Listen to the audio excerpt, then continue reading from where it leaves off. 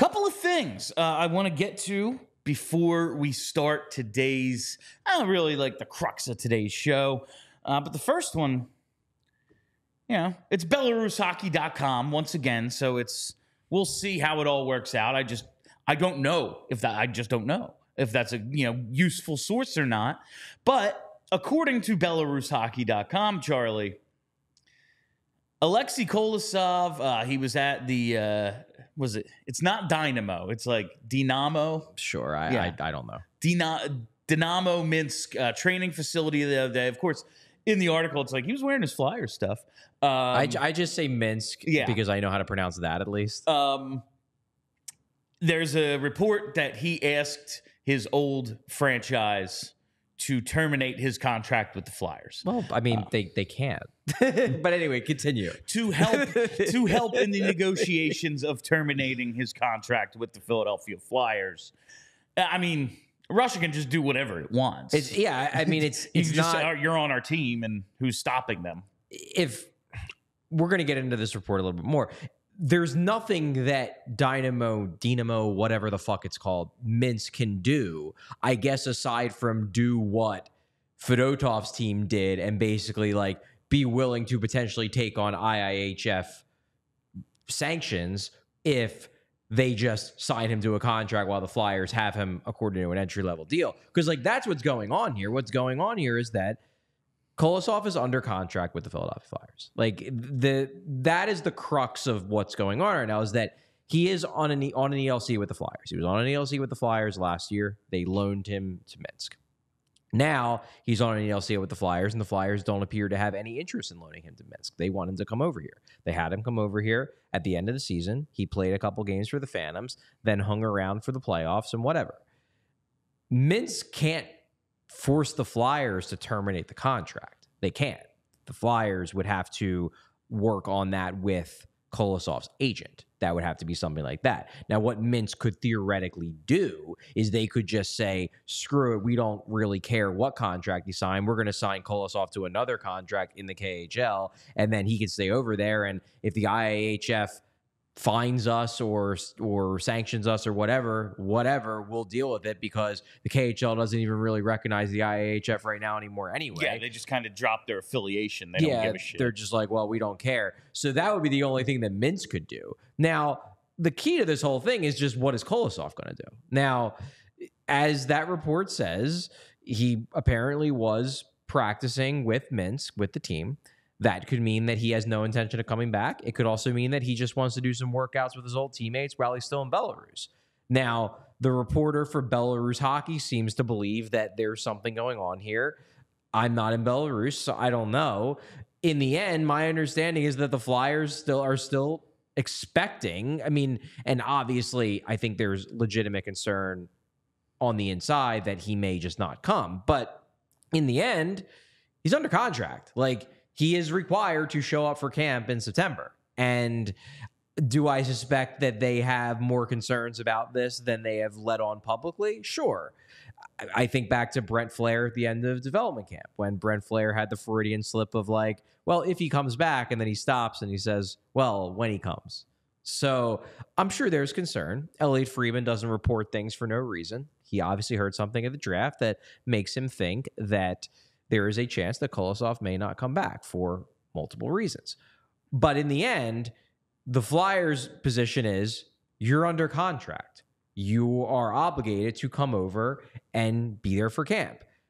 We still have 2 months until he has to be over there for camp. Like, it's not weird yet that he's not here.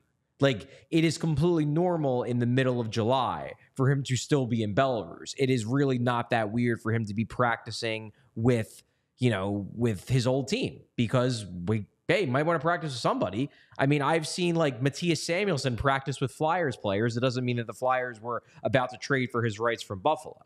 But it is also abundantly clear that there's smoke here. This isn't bullshit. Like, there's clearly something going on here that has the Flyers wondering if this guy's actually going to come back over, and has people in Belarus thinking that he might be considering staying over. But we just don't know. Like it's the perfect Russian story. I really was hoping we were done with this shit. Yeah, now no. that Michkov is back, but apparently not. Apparently we are cursed to always have these Russian crazy stories. I guess this is just the new Russian crazy story of what is Alexei Kolosov going to do. Do you think maybe all these outlets were hoping for that too?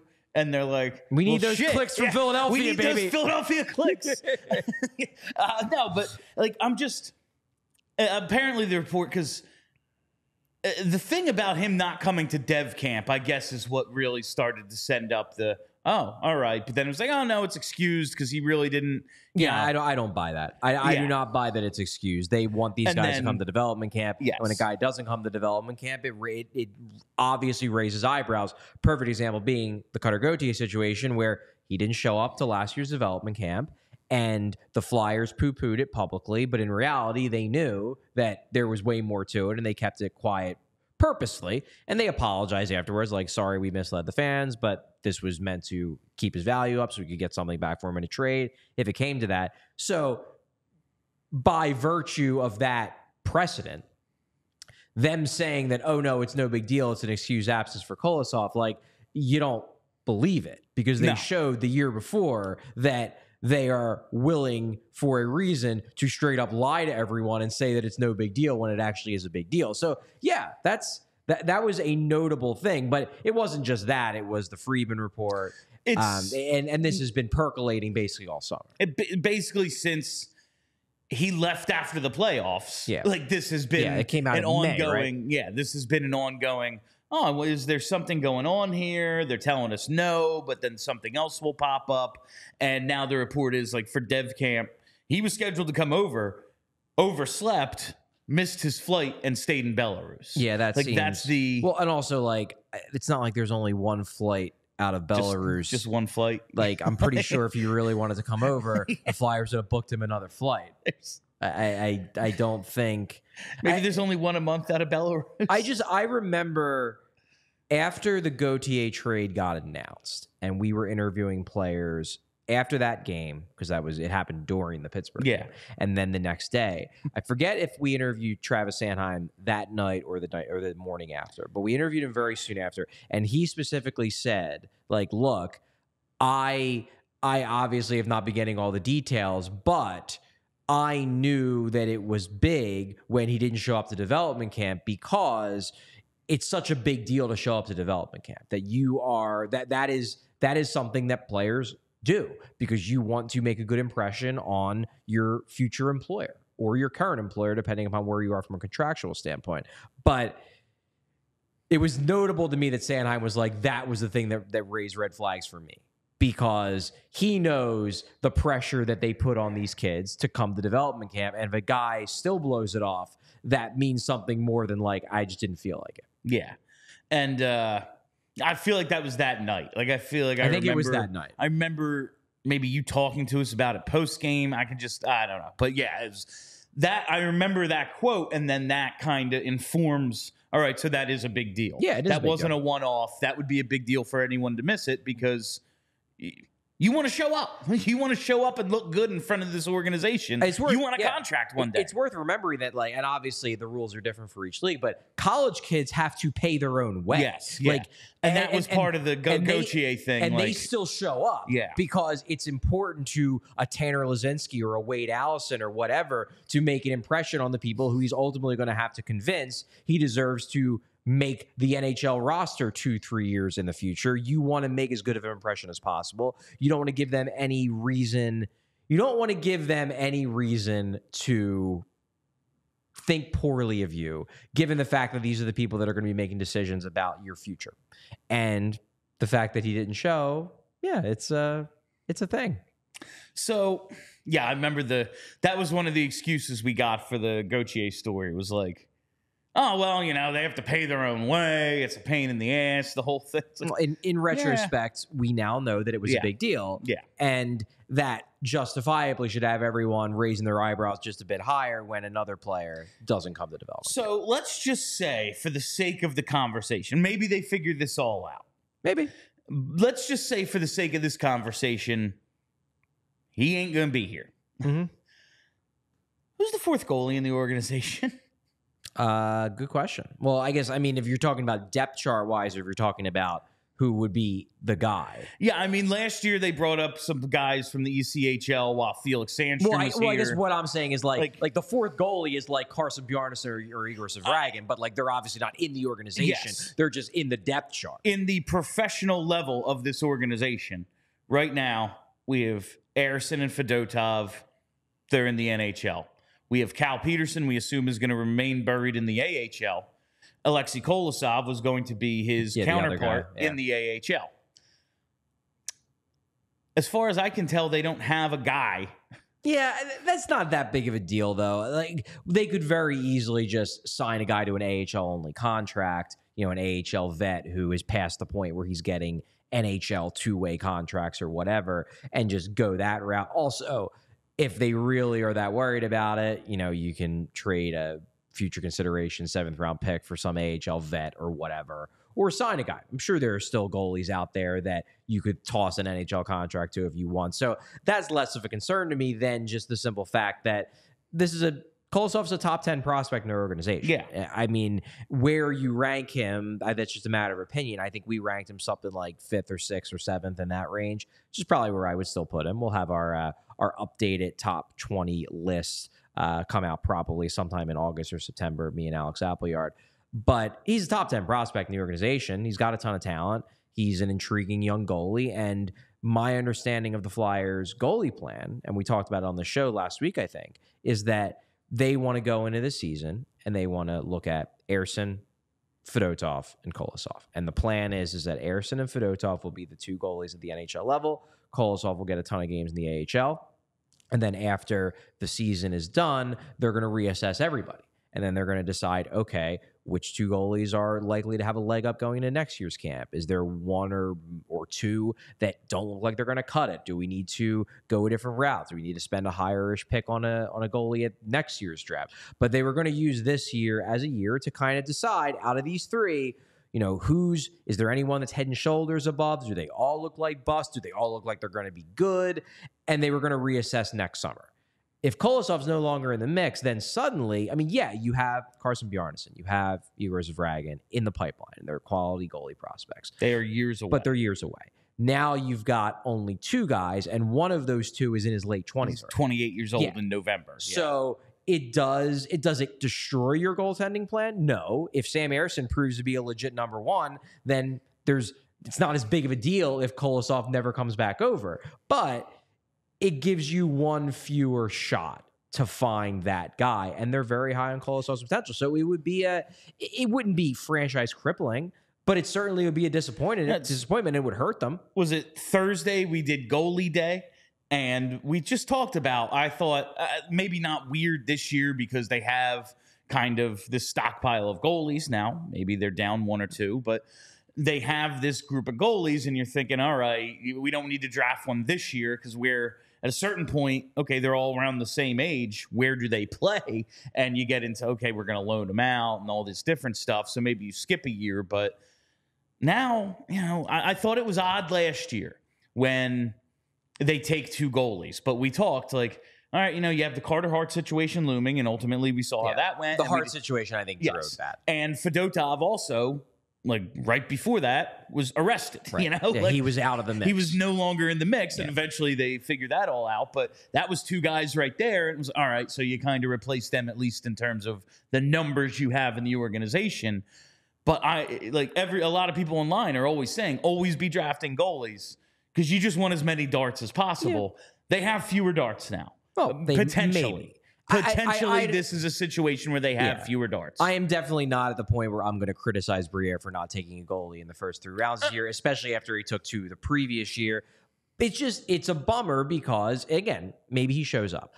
If the Kolosov thing falls through, it's a bummer because he's a quality goalie prospect. He's a quality goalie prospect who at a young age showed he can be at least good-ish for a KHL team that isn't the best. And he has the athleticism that makes you think that, hey, this guy could be a really good NHL goaltender. Doesn't mean he's going to be. Maybe he never even takes a shot at going to the NHL. Who knows? But you never want to lose You never want to lose the opportunity to find out for yourself whether a guy's going to make it. And my guess is that Briere and his team are trying their best to finagle this and make sure that Kolosov will indeed come over. They have 2 months to convince him. We'll see if they can convince him. And that's when I asked about who's the fourth goalie in the organization, it's not so much about the organizational depth chart right now as it is. I'm big on let's not waste a bunch of time. Like, let's make every game mean something. Like, we're gonna be evaluating the 2 goaltenders. We're gonna be evaluating Matvei Michkov, Tyson Forster, all the dudes who are gonna be here, hopefully long term, figuring out what they're gonna be and if they're gonna be a part of this. If they have a goalie injury now, you have to believe Cal Peterson is getting the call. If, again, we're assuming the Alexei Kolosov stuff, he ain't coming for these. The point of this conversation, we're assuming he's not coming. That's a waste of time to me. Playing Cal Peterson for 1 minute in the NHL is a wasted minute. Any minutes beyond that is wasted. Like, we know he's not good. We know he's not going to be here. This is pointless other than you have to have a goalie. And, I don't want to play Sam Ersson 28 out of 34 again. That's bad. I guess maybe that's the point of it. So the only way to properly evaluate Sam Ersson is to have a viable backup. Yeah. But then those games are a waste of time. Yeah. And that bothers me. Well, and with Kolosov, at least there was the option. We could call him up and see. Maybe not right away, but in the second half of the season, if he's done well in the AHL, Fedotov needs a week off. Let's see. I mean, I wouldn't go so far as say they're a waste of time. It's just that there's a reason why you have a third goalie. There's a reason why you have a crappy vet down. And basically every team has a crappy AHL vet. Yeah. It's just the Flyers' crappy AHL vet happens to be making $5 million a year. Well, because it's the Flyers. But you have him so that if somebody gets hurt, you just have a body to throw in there. And look, we know Cal Peterson isn't very good. That's abundantly clear. But as you said, if Fedotov were to get injured or Ersson were to get injured, I don't want them to be running whoever isn't injured into the ground. And that's why you have Cal Peterson. You have Cal Peterson so you can bring him up and he can just take some starts and probably get shelled in quite a few of them. And is it a bummer for us that we would have to watch Cal Peterson? Yeah, because we're paid to watch these games. It's our job. And fans watch them because they're fanatics. But like, this is a problem. It's not like an organization needs every single player in the organization to be future relevant. Like, that's just not a reasonable ask. I understand that, and we have plenty of those guys already who aren't future relevant. Like, that's the thing, is I'm good on those guys. They have a lot of guys in the AHL who are future relevant, or at least plausibly could be future relevant. No, I just, like, in terms of a call up, I don't want a Victor Mete call up. That's my thing. Right. I get why you do it. Yeah. I just think that that's a waste of resources. But I guess I disagree with the idea of it being a waste of resources. In an ideal world, you have an intriguing prospect to call up at every circumstance. But for example, like last year, the reason why Louis Belpedio got called up instead of Adam Jennings or Ronnie Attard or any of those guys is because, and you could disagree with him if you want, I wasn't down there, so I can't speak confidently that Ian LaPerriere was right. But the reason why Belpedio got the call up was because they called Lappy and said, who's ready? And Lappy said, the 2 prospects that you're interested in, neither of them are playing well. You got to call up the vet. These guys are going to get crushed at the NHL level if they're playing at this level at the AHL level. So I don't go so far as say it's a waste if you've got a 26, 27-year-old dude popping in for a few starts. I'd be much more intrigued if that call up was a prospect. But there are circumstances where I don't think it's wrong if they call up a dude who isn't, who is just a quad A guy, Yeah, I don't think it's wrong, especially in the first half of the season for guys just getting their feet wet. But I just think ice time is a resource, and to spend it a certain way during this time period is a mistake. A winning team who just needs a body who's like, okay, I'm going to ask him to stand at a certain place and do a certain thing, and I know he's going to do it because he's a veteran. Mm-hmm. Yeah, that's fine. If this young dude, we like his potential, but like he has no fucking clue what our system is. Yeah, you're trying to win every game, so that makes sense. Yeah, sure. This is just different to me, and the resource that is ice time, I would like to see be allocated to players who are future relevant. Not to say that they can't find another one, that there won't be plenty of those guys. It's just like, I'm going to have to watch fucking Cal Peterson waste everyone's time this year. That's what I'm going to have to do. Well, hopefully not. And again, I think that the chances of the Flyers not needing a third goalie this year are slim. Yeah, and it was always most likely, even if Kolosov ultimately does come over and none of this happened, none of this happened, whatever way you want to look at it. In the first 3-4 months of the year, if one of the two starting goalies at the NHL level goes down, you were always going to see Cal Peterson. That's probably fair. Unless Kolosov just went insane and had like a .930 save percentage, then they might toss the kid a bone because he's earned. I guess given the fact that he's not like a college or juniors goalie, that he's been in the KHL, just kind of raised my expectation that like he might be able to keep his head above water for a start or two. But I do think in the first half, you probably don't see him Bill, in the NHL. The entire Flyers fan base, before they knew Fedotov was coming over, was screaming to bring Kolosov over and throw him right in the middle of a playoff race. Yeah. So everyone just wants the shiny new toy and the most fun thing at all times. I know that's what some people think. That's not what I'm saying. I'm trying to, like, the logical way that this could go. Yeah. I think there's reasons for, like, all right, this kid kept his head above water in the KHL a year ago. To throw him in for a start or even... all right, if we need you as a backup or something, maybe it won't be a disaster. Whereas, like, Kolosov coming over, like, he just got off the plane, he's jet lagged. Like, that's probably not the way to go. Yeah. I'm just, it's a little different. We all silly like the mayor.